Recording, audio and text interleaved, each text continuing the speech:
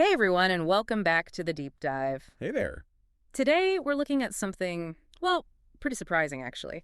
A really big shift in a huge animated franchise. hmm We're digging into how just one narrative choice, a time skip, can completely shake up a universe you thought was, set in stone. It's a fascinating move, definitely. Mm. Especially for something like the Pokemon anime, which has been around for, what, decades now? Decades, yeah. And it's always been pretty consistent, structurally speaking. So doing something like a big-time jump, that's not just a small change. It's a signal of something bigger. Exactly. And that's our mission for this deep dive. Figuring out how Pokemon's newest series, Pokemon Horizons, pulled off what our sources are actually calling one of the best time skips in anime history. High praise. Right. So let's get into it. This could be a real masterclass in how to keep a long-running show fresh. hmm Okay, so let's set the scene a bit. For the longest time, the Pokemon anime had a very familiar feel. Oh, yeah. Very episodic. You had Ash Ketchum, right, our main guy forever. But he and most characters didn't really age much, didn't show massive long-term growth in that way. It was more about the journey, the new region, the new Pokemon. But the core stayed pretty much the same. Comforting, maybe, but predictable. Very predictable. And that's where Pokemon Horizons comes in. Started airing in Japan back in 2023, I believe. That's right, 2023. And right away, you could tell things were different. Completely new main characters, Lyco and Roy. Yeah, moving on from Ash, that alone was huge news for the franchise, a real statement. Absolutely. Oh. It signaled they were ready to try something genuinely new. And that new direction, it led to this really intense climax in an earlier arc, Rayquaza Rising. That wrapped up around March 2025. Yeah, our sources talk about this huge battle, a massive fight against Zygarde, the legendary Pokemon. Sounds epic. And it left things hanging, right? Definitely. The consequences were pretty serious. Characters like Lucius and Gibby and their fates were just left uncertain. And even the main heroes, Freed and his partner, Captain Pikachu, they seemed pretty badly affected by it all. It was that kind of intense cliffhanger ending that just screamed something big was coming. Primed the audience, you could say. Exactly. Okay, so that leads us right to the main event. The thing that really, as our sources say, shocked fans, after Rayquaza Rising's intense finish, They do the unexpected. they jumped forward one whole year into the future. Just Yeah. like that. A full year skip. And what's really clever is how quickly they show you what's changed. It's not just stated, it's shown. How so? Well, according to the reports, you see Lyco, she's back in school, suggests maybe a quieter period, focusing on studies, perhaps. Interesting contrast. Right. And then you have Roy and Captain Pikachu, who are apparently out traveling the world.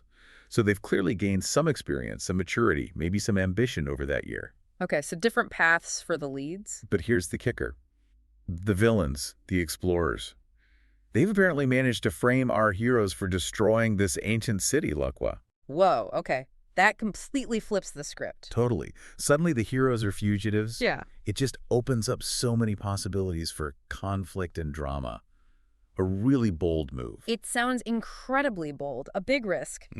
But obviously it worked if people are calling it one of the best. So why? What's the magic ingredient here? Why does this time skip work so well? Well, I think a key thing highlighted in the source material is that it feels natural and earned. It wasn't just dropped in for shock value. Okay, earned how? Because you actually see the results of that year. It's demonstrated. It's not just, oh, a year passed. You see it in how they act, how they battle. Like the subtle changes. Exactly. Subtle and not so subtle. Take Roy, for instance. The reports say he's a lot more experienced. And he's got a shiny Lucario? That's pretty cool. Very cool. And rare. Plus, he's working with Mega Evolution now. That's that temporary power-up that makes Pokemon incredibly strong. Ah, okay. So his battles are different now. Much different. Apparently much more intense and fun to watch. Yeah. It directly shows his growth over that missing year. You believe he's developed because the evidence is right there. That makes sense. And it's such a stark contrast, again, to the Ash era, where that kind of significant visible progression over time just wasn't really part of the formula. Precisely. Pokemon Horizons is explicitly showing us real growth and maturity.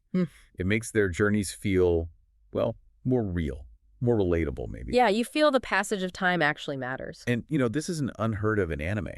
Think about shows like Naruto Shippuden. They used a big-time skip, too. Right, between Naruto and Shippuden. Exactly.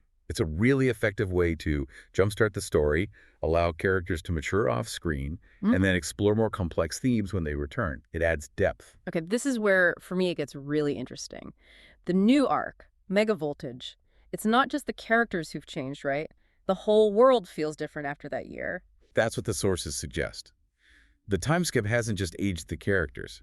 It's evolved the world they inhabit. Yeah. It feels more dynamic. Like how? Any examples? Yeah, so there are new characters popping up. Like Roy apparently has a new rival now, a trainer named Ult. Okay. And this rival, Ult, has a mega evolving Sableye. So right away, the challenges are tougher. Mega evolution is back in play more prominently. So the power levels are higher, the stakes feel bigger. Exactly. Battles are tougher. Relationships seem to have deepened or become more complex. And the whole Pokemon world just feels more alive, more evolving. Like things actually happen and change over time, just like in real life. You know, what that also suggests to me is that the creators have a lot more trust in their audience now. How do you mean? Well, they're trusting even the younger viewers to follow along with a story that's got more layers, more complexity. It's not just Monster of the Week anymore. It's a bigger narrative. That's a great point. It shows respect for the audience's ability to handle a more mature, developing storyline. Which brings up a bigger question, doesn't it? What does this all mean for the Pokemon franchise overall? This isn't just one arc. It feels significant. Yeah, and the sources are pretty direct about that. The core message seems to be that Pokemon Horizons is proving that Pokemon anime can grow with its audience. Growing up alongside the fans, in a way. Kind of. This time skip isn't just a gimmick. It's being framed as a sign that the franchise is ready for more serious storytelling. But without losing the fun, right? Exactly. Still keeping the fun and adventure we all love. It's finding that balance between evolving and staying true to its roots, which is pretty clever. And honestly, based on these reports, it feels like they're just getting warmed up. You've got new rivals, mega evolutions back in the mix, these high-stakes adventures. Horizon seems to be setting a completely new bar. A new standard for what Pokemon anime can be. Yeah. It makes it sound like a really exciting time to be watching, whether you're a fan from way back or someone just curious about jumping in now. Definitely sound like a good entry point, a re-entry point. Wow. Okay, so summing up this deep dive, it's really clear how impactful a well-done time skip can be. It's more than just a plot device here. The statement. Right, a statement about evolution, about growth for a franchise as massive and, frankly, as consistent as Pokemon has been. Horizons is showing that even giants can learn new tricks, can mature. It really is demonstrating that innovation is possible, even after decades. And, that leads us with something interesting to think about. A final thought for you, listening right now. Consider other long-running series you love. Could be anything. TV, games, books. Are there any where you think, you know what? A bold move like a time skip could really shake things up. Yeah.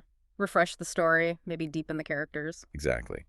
How could a jump forward in time allow a story you care about to genuinely grow with its audience, just like Pokemon seems to be doing now? Something to chew on.